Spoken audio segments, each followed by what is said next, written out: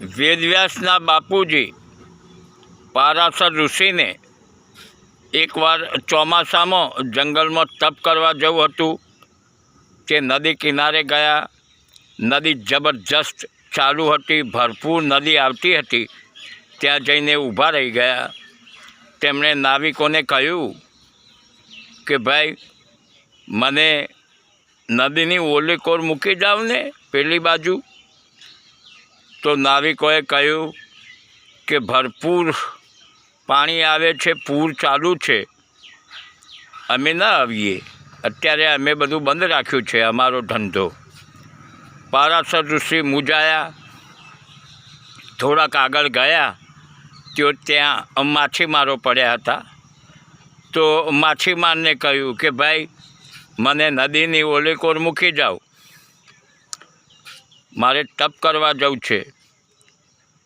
તો માછીમારોનો ધંધો બંધ હતો, માછીમારોને તકલીફ હતી, આવક બંધ થઈ ગઈ હતી. એટલે માછીમારે પૂછ્યું કે શું આપશો ભાઈ?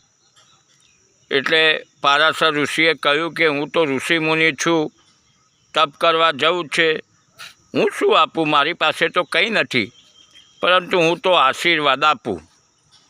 ત્યારે માછીમારોએ કહ્યું કે આશીર્વાદથી પેટ ન ભરાય, આગળ જાઓ. ત્યારે માછીમારની એક છોકરી આ વાત સાંભળતી હતી. તેણે કહ્યું કે પિતાજી, હવે મહારાજ છે અને તપ કરવા જવાની વાત કરે છે, તો હું જાઉં મૂકવા, મને આશીર્વાદ મળે ને કદાચ મારું કંઈક ભલું થાય. તો છોકરીના પિતાજીએ કહ્યું કે જા બેટા, તારે જવું હોય તો. છોકરી નાવડું લઈને પારાશર ઋષિને બેસાડીને ઓલી કોર મૂકવા માટે નીકળી. અડધી નદીએ પહોંચ્યા હશે ત્યાં પારાશર ઋષિએ છોકરીના વખાણ ચાલુ કર્યા. તારી આંખો તો હરણી જેવી છે ને, તું તો આટલી રૂપાળી છે ને, બહુ જ વખાણ કર્યા. ત્યારે છોકરીએ કહ્યું કે મહારાજ, હું તો માછીમારની છોકરી, મારામાંથી માછલીની દુર્ગંધ આવે છે.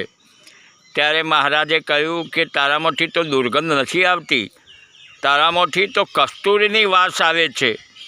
એમ કરીને જબરજસ્ત વખાણ કરીને છોકરીને ફસાવી મહારાજે.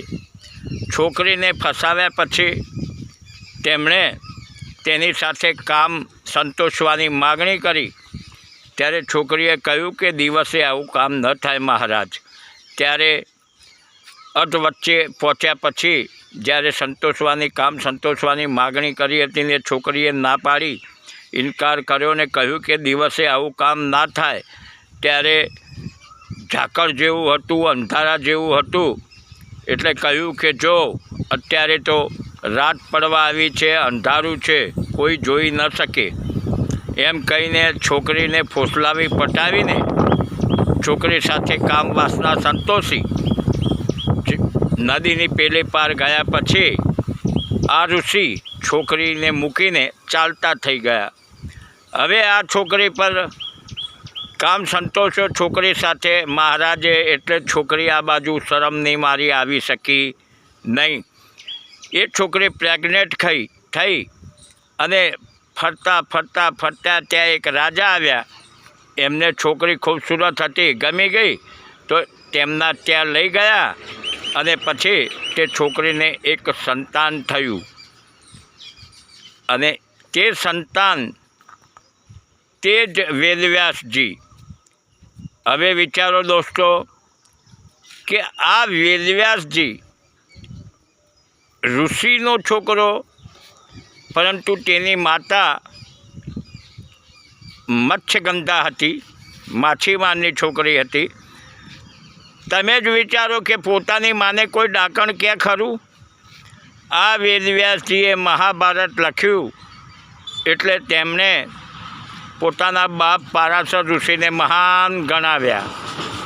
હકીકતમાં દોસ્તો તમે જ વિચારી શકો છો કે આ જમાનાની અંદર આ પારાશર ઋષિ જેવા જે ઋષિઓ રહ્યા જે આવા ખોટા કામો કરે છે તેમને શું સજા થાય? તમે જ વિચારો કે આ પારાશર ઋષિ આ જમાનામાં હોત તો તેમને શું સજા થાત? તમે વિચારી શકો છો. વાત સમજવા જેવી છે દોસ્તો. ન સમજાય તો ફરી સાંભળો, સમજો અને હોશિયાર બનો.